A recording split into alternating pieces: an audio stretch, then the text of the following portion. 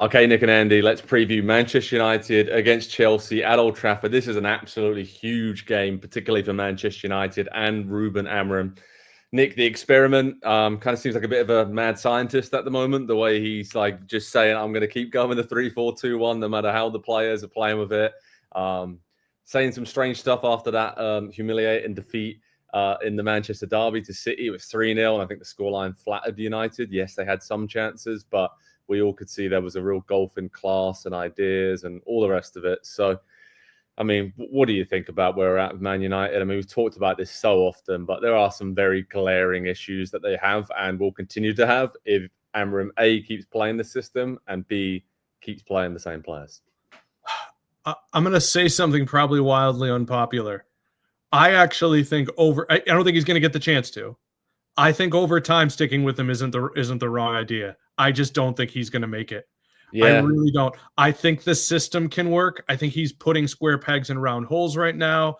The honest to God solution might have been selling Bruno because he shouldn't be in the heart of the midfield. And that's the issue. I don't think it's the formation. You could play Mainu with Casemiro because you don't have to rotate. You could maybe work Ugarte in there, but nothing feels right about Bruno being deep lying. And they've spent so much money in Cunha and Chesko and Brian Mbeumo that those three guys have to be out there. And so I honestly, and this is, by the way, not to jump to predictions, this is a nightmare for them. This is essentially the same formation, the same setup. This is a Pep Guardiola disciple here when we're talking about Maresca. One of the reasons that Chelsea, honestly, I think he deserves a ton of credit. This is a horrible setup. It could go really poorly. I think if you give the guy 3 or 4 more months, I'd like to see how it would go, but he might be cooked because Chelsea can run over this Man United team if Bruno's sitting there in the center of the park. It's true, right, Andy? I mean, it's very glaring. Like, he's got so many players that are not being able to play to their strengths because they're playing them out of position because of the formation he's persisting with. You've got huge gaps behind the wing backs that are getting exposed. The holding midfielders are getting overrun because teams are just putting an extra player in there. And therefore, centre-backs are getting dragged out and exposed. And it's just, when they're on the ball, it looks nice sometimes. A nice pattern to play. I'll give them that. They're creating chances. They're not finishing them off. The stats show that. But there's just no real control in any game. And you even felt like in the derby last weekend, if they scored a couple, City could just go right up the other end and score a few more. They're just too easy to play against. And I think the goalkeeper situation is something we will talk about a lot, I'm sure. Martinez, if they can get him, they have to get Emi Martinez in January to have some kind of presence back there. But I just, when I'm watching Man United at the moment, it seems like the players are still stuck in last season as like a tryout season.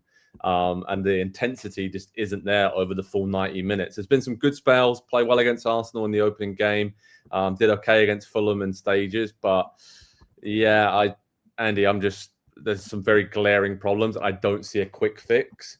And Amorim's not going to change, right? He's already come out and said that. So where are you at with them, mate? Because to me, the players are losing belief. And once that happens, it's only going one way. Yeah, not to make this about my team here, but how is this not worse than Ange Postecoglou last season? Everything that we talked about week in and week out. At least Ange played guys in the right place. You know, he put them in roles that they're supposed to play, and the parts of you can say the tactics were too adventurous, they were too aggressive, whatever. You can say all that. And he was pretty unwilling to change up until a point. And then he became a little bit more flexible, particularly in the Europa League. And, we know how that ended at United's expense. I don't totally understand why Amorim won't change anything. And especially with all the points that Nick brings up, playing Bruno there in that position is going to cripple this team all season. It's not only going to hurt them defensively, it's going to take away from what they do in the final third going forward as well. And I think we've already seen that. His influence, do you know how many touches he had in the penalty area on Sunday?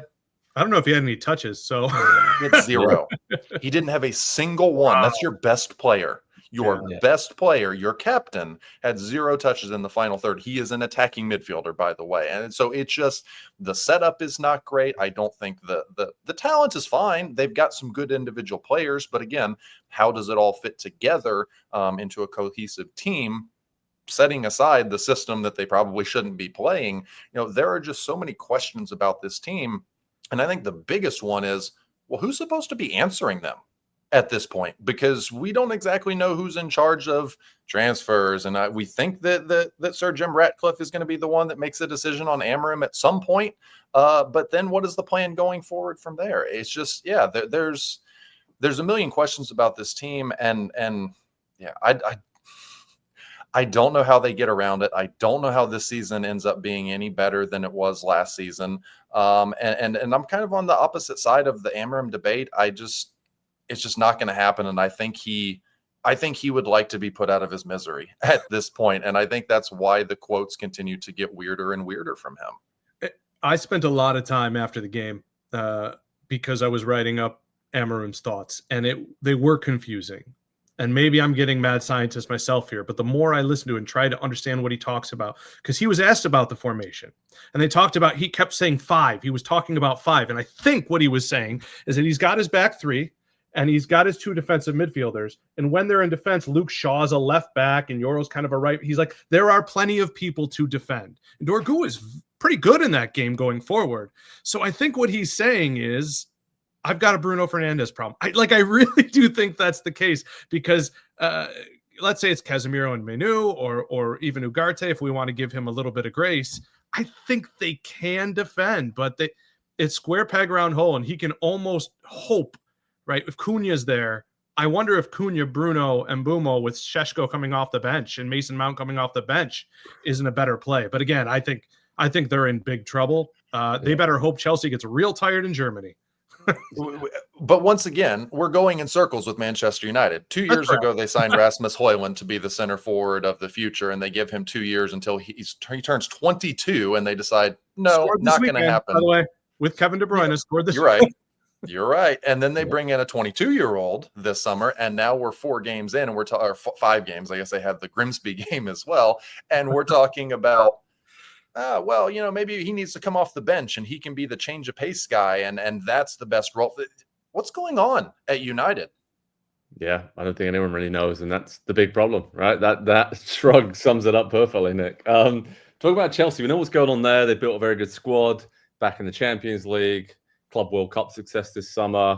Had a decent start to the season. I think defensively, right, Nick? We just have a few concerns. Obviously, injuries to start the season wasn't great. A centre-back to Colwell going down, but Chelsea are the clear favourites in this one. And as you mentioned, matches up very well for them against United, just the way City did. And I don't know, just even if they obviously got the midweek game against Bayern Munich to contend with and rotate this squad, but they have so many options, even with a few injuries, that they have plenty in the tank here to get past Man United. Yeah, maybe maybe the good thing for United will be how banded together they might be against Garnacho should he come in. I just don't know. It's Chelsea are going to keep the ball. Palmer is a menace. Palmer is, again, not to harp on the Bruno thing, Palmer gets to do what Bruno should be doing. True. And I have very little hope for Man United other than, the legs of the opponent. Andy, too much rotation for Chelsea? Is that going to be a problem this season? Maybe just a lot of good players, but just keeping everyone happy, keeping the rhythm, the flow is so important to the way Maresca wants to play and the way they operate. I mean, that's the only kind of thing I'm thinking of that might be a bit of a problem, because last season with the Conference League, they legitimately had 2 different teams, but it's going to be a bit different in the Champions League, Premier League this time around. Yeah, no, I completely agree with that. The cohesion and just the familiarity is so important. And I know that a lot of players will still play together in the Premier League or in the Champions League, but when there's the chopping and changing, the way that Maresca has to do, given the squad that he's got and the demands of modern football, we added 2 more games into the Champions League last season. And so, it gets a little bit more difficult there. I agree there. And I do think all of everything we've said about United to this point in this segment aside, I kind of like them in this game, because Chelsea do have Champions League midway week. United do not have that. Whatever Amorim's going to work on in training this week, I'm sure it'll be great. And I don't know, that there is just too much individual attacking talent between Mbumo and Cunha that I think they're going to win a handful of games for United this season that they probably shouldn't win. And then, as they have done for years, they're going to lose a lot that they probably shouldn't as well. This just feels like one that they're going to get a sneaky result out of, I think. Oh, wow. What scoreline are you going for?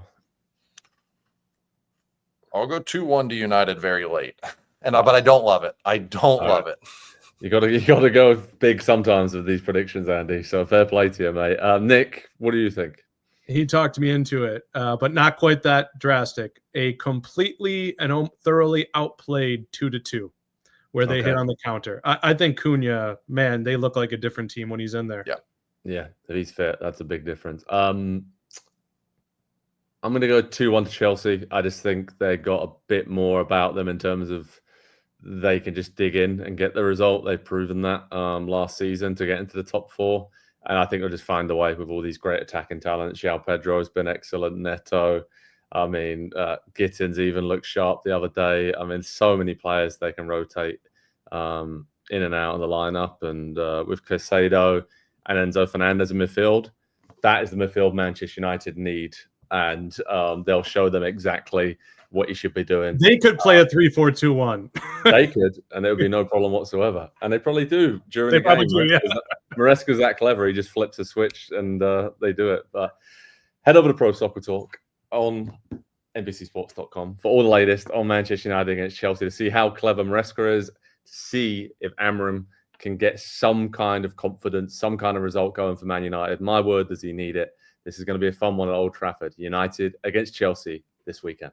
Hi there, I'm Rebecca Lowe, studio host of NBC's coverage of the Premier League. Don't forget to hit subscribe to watch more videos all season long. And for even more Premier League content, from original series to live matches, head over to Peacock.